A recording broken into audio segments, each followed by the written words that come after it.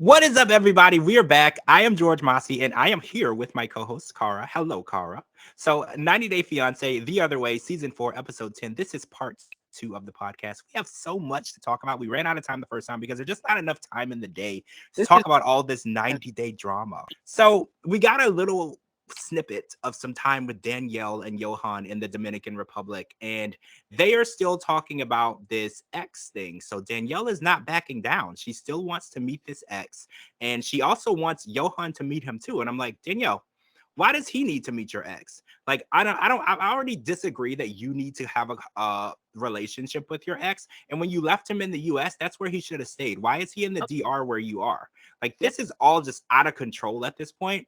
And one thing that I loved on this episode was Johan was like, if you go ahead and do this, I won't stop you, but I will punish you in a later date. And I will not tell you what that punishment was. And I Yes, really enjoy that. I know it's immature, right? And I know it's bad relationship stuff, like, love but it. I was so happy with that because she was like, well, what's the consequence? He's like, I'm not going to tell you. And it You'll see. reminded me of like when you were a child and you pissed off one of your friends and they were like, I'm going to get you back. And you're like, what are you going to do? They're like, you're never going to know when. I'm just going to walk up and smack you in the back of the head. Like, Yep. it reminded me of that. And I was like, see, I like this. Johan, this is going to work, right? Yes. I can't wait to see what the consequences are because she's going to do it no matter what. I think that she wants to meet the ex to either make the ex jealous or to make Johan jealous, if not both, because she thrives on the attention. Just thrives. Well, the idea that she needs Johan to meet him, I'm leaning towards the make the ex jealous because I Yeah. was like, if I had an ex and we did have a relationship, nah, I don't want to say a relationship, I want to say a friendship, and they wanted to meet me and I'm dating someone, the last thing I want to do is bring all Right. three of us together in the same space Yeah. because it's going to create such a negative vibe and energy. Yeah. So the Notes. No way. Right. And I'm thinking like whatever she's trying to do, it's going to harm their relationship. And she's like, oh, well, if this is going to make him mad, he'll be unhappy in this relationship. And I was like, thank you. We've been saying this all season. Johan, you're going to be unhappy in this relationship. We have all said that. We can see it. We totally get it. And it's like he's trying. And in his coping ways, he had to put down a few beers, to Yeah. get through this conversation. And then he was trying to drive home and she flips out and she's like, you can't drive home because you're drunk. I agreed.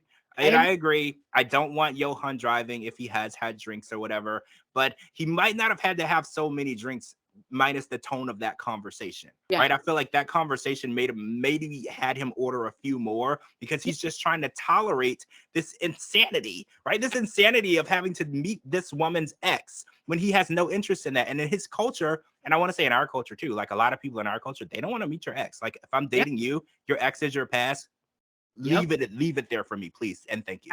But did you catch where she said if he doesn't want to meet him, I've got a lot of people in my life that he's not going to be pleased with. So what, you were planning on introducing him to all of your exes, everyone that you've ever been with? That's absurd. It is absurd, and I did catch that, and it kind of sounded like a threat. Yeah. Like she was like, if he's gonna punish me this way, I'm gonna punish him that way, and it's not tit for tat, right? This is a marriage. Sis, Every two. out with her. I know it's too, and it's like this is a brand new marriage. Everything cannot be tit for tat. Okay, so enough of them. I want to talk about Chris and Jamie. So they get married, and the day after they get married, they're looking at food trucks, which I love food trucks. Anytime I go somewhere and there's a food truck outside, I get super excited, like a kid with the ice cream truck. I'm like super excited about food trucks. Apparently, they're expensive. So $10,000 for one that you can't eat in, and $20,000 for one that you can. I didn't even know that you could eat inside of a food truck, and it had zombies in it. So if I had $20,000, I would want that truck. But Yeah. we watched that, and they're not ready for that because we learned that Chris is having financial problems, and she kind of had been hinting around about it this season because we kind of learned about the apartment being a little more expensive, and that was an issue. So we've been seeing little snippets of these financial issues, but she's gonna have to go back to Alabama to fix some things with her bank. They think that someone stole her identity because she's clearly in another country swiping cards everywhere. So people are like, who is doing that? And then there's some narcolepsy medication that they don't carry in Colombia that she needs, obviously. And I don't know how you can fix that. Can you ship medications overseas? Like, I don't even know. Like, this is all foreign to me, right? So in my opinion, okay, even if I just travel out of state, I always call my bank and let them know it's me, because I'm not going to run into any issues when I'm out of town. So why wouldn't you call your financial institution and let them know you're moving out of country, first of all? Mm-hmm. And second, you cannot tell me there's nobody with narcolepsy in Colombia. That is, this is all piling up to something off. She is very, I want to say that she said, I mean, she went in saying she had a lot of money. It's not Mm-hmm. looking like she does. And there's so much unfolding, and it breaks my heart for Jamie. I love Jamie. I think she's got the most beautiful heart. When she cries, I cry. I don't know what it is about her. Oh my gosh, watching her cry just, it infuriated me. I got mad at Chris. It's just something's unfolding and it's not going to be good. Yeah, I really hate it because Jamie really feels every time that Chris says she's gonna leave, she's never gonna see her again. And marrying her didn't erase that feeling. That feeling is still there because in the car, when she said, "If you don't come back here, I'm gonna burn your stuff," I believed every word that she said. She Yeah. meant it. She was like, I really would be beyond the point of heartbroken. I will be insanely upset and angry to the point where I will not know how to live without you. And I feel like that love is so strong. And I know they just met, right? It's only been like a month since they physically met in person, but I feel like Jamie is in this forever. Like when she said when it was their wedding, she's like, "This is forever. I'm never getting married other than to Chris." And I Yep. believe her. So I really hope that this isn't a way for Chris to skip town. And I mean, she hasn't said that she would, but we don't know what all is going on behind the scenes and how can you fix all of these things. And she said like a couple of weeks. Like Yeah. if there is a medical situation where you need to ship medication overseas, I know you can't ship certain drugs overseas. There's like laws for all of that stuff. So I'm just really worried about Jamie. You can buy over the counter. She should have set this up with her doctor to, for her mom to pick it up and her mom to be able to send it, or something to that effect. One of her children, she should have had all of this lined out. Yeah. If Jamie gets her heart broken, I'm going to be so furious. I mean, I feel Me like she's too. broken, but I won't be able to handle it if Jamie cries anymore. That girl owns my heart. She has put up with a lot on this short 30 days, and I feel like she's such a trooper. So I want to hop over on a plane and go to India because we want to talk about Rishi and his friend Nitish, who is also an astrologer. They were in a dance club, which to us Americans looks a lot like a strip club minus the pole. But Rishi said that that is not the case. They do have hookah. The girls do dance very close to you and on the floor and very sensually, but that is not the same thing. So I'm going to leave that up to the interpretation of the viewer. And I'm not going to go any more into that. But Just at one this, was hiding in a broom closet.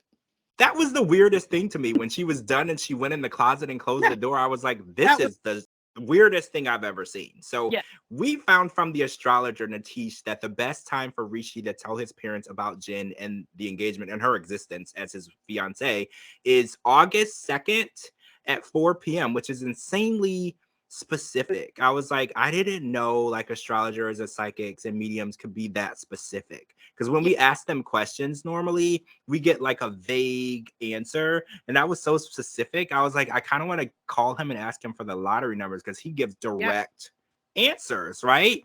Well, that's like 50 something days from that time. And Jen is already en route and she's already angry because she found out from Randy about the picture. And a lot of people were comparing the picture on Twitter tonight, and they were showing how different Rishi looked now from the picture.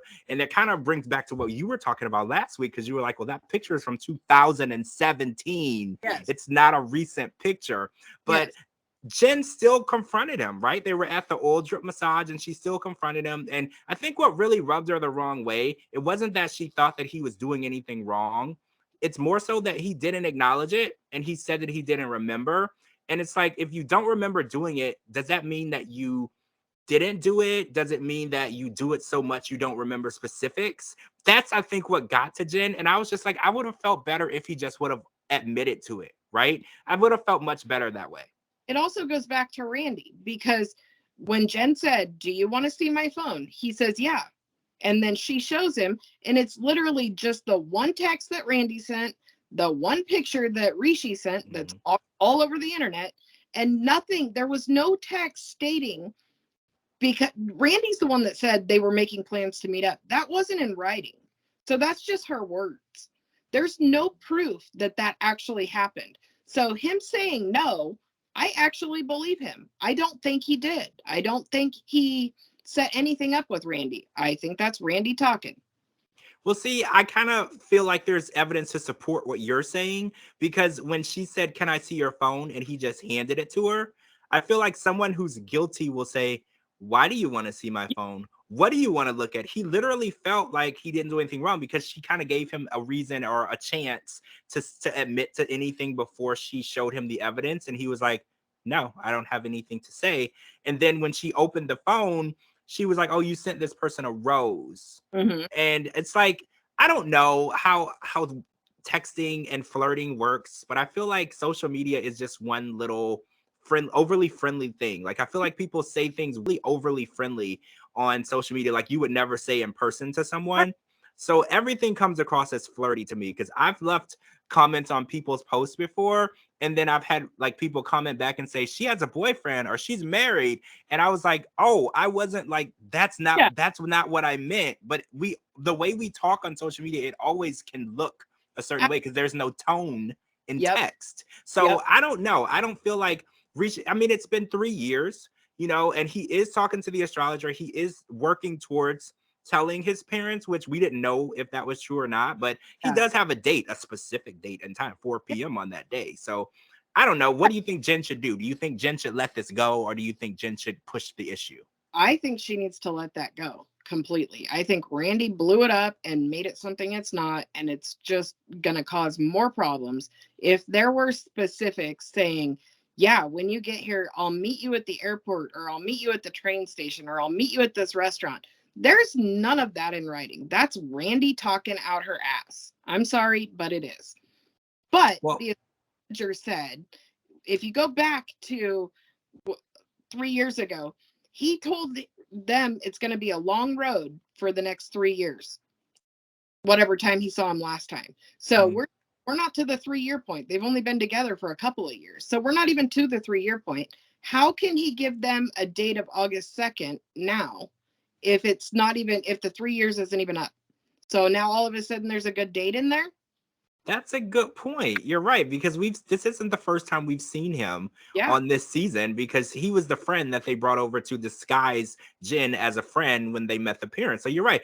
It hasn't even been close to that, because No, Jen was only back in Oklahoma for like less than 3 months. So yeah. you're right. That makes no sense at all. See, now I don't believe it. See, now Yeah. you got me. Now it's all a bunch of baloney, Yeah. right? It doesn't make sense to me either. I was like, this guy, I don't care what he says. He's just talking. I want this to work between Jen and Rishi, but I just feel like there's a lot against them, and the parents having the last say, I always feel like is gonna be a horrible situation, because no matter how much you love each other, it's not up to you. Yeah. And I feel like at this point, Jen doesn't know how she feels. Like, when she got on the plane, she told her sister-in-law, she's like, "What am I doing?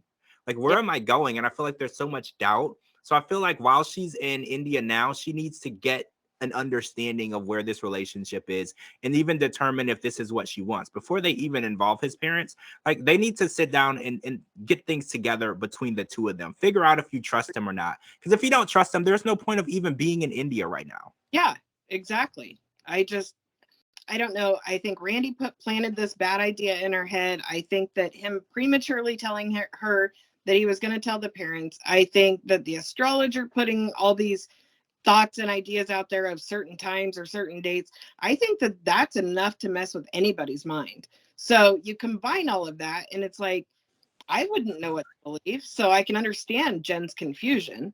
Absolutely. All right, It's guys, we've run out of time again. There's too much. There's not enough time in the world to talk about all this 90-day drama, guys. All right. Thank you so much to my co-host Carl for joining me today. I'm George Mossey. Make sure you follow me on all social media platforms at George Mossey, georgemossey.com, and anywhere you get your podcast. We will talk to all of you guys very soon. Bye, guys.